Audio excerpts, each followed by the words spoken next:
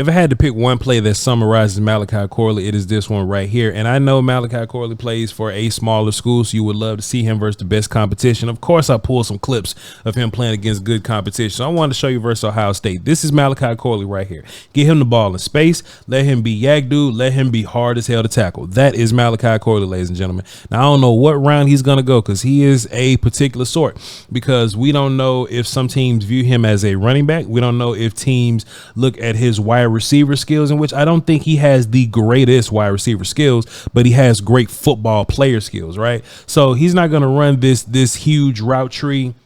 You know, he's not going to have all of the nuances of a heady receiver, but he has some really good hands. That dude is hard to tackle, and that dude is just hard to tackle, you know? So the thing about it is, right, and they're going to try to use these same arguments with Deebo Samuels, okay? When it's time to, you know, draft somebody like Deebo Samuels, you know, you just come up with a lot of questions. You think about deficiencies. You just think about what a player is not good at. But once Deebo is in the league and Deebo's doing the same things that he did on film, South Carolina, and he's doing the same things that he did on film, now everybody wants a Deebo Samuel. When in real life, you probably wanted Deebo Samuel when you first saw Deebo Samuel. It's just that you just talk yourself out of this stuff. I say all that to say, Malachi Corley, you know, there are going to be a lot of teams that are going to overthink Malachi Corley, and they're going to look at what he does, and they're going to say, hey, man, is there room on my roster for this hard running yak gadgety guy?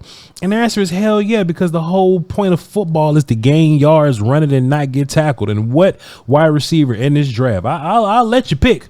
I'll give you time to decide. Please hit me in my DMs, hit me in the comments. What receiver in this class is better? I cut that out too soon. My fault. What receiver in this class is better than not getting tackled than Malachi Corley, right? So it just so happens that this already is a wide receiver class that is stacked and ridiculous and goofy as hell. We're going to have to break those guys down and maybe do a top 20 or top 25 on those guys. It's just so many.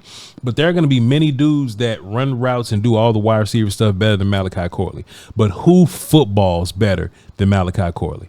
That's my point.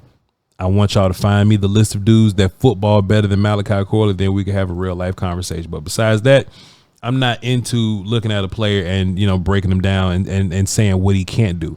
Tell me what he can do.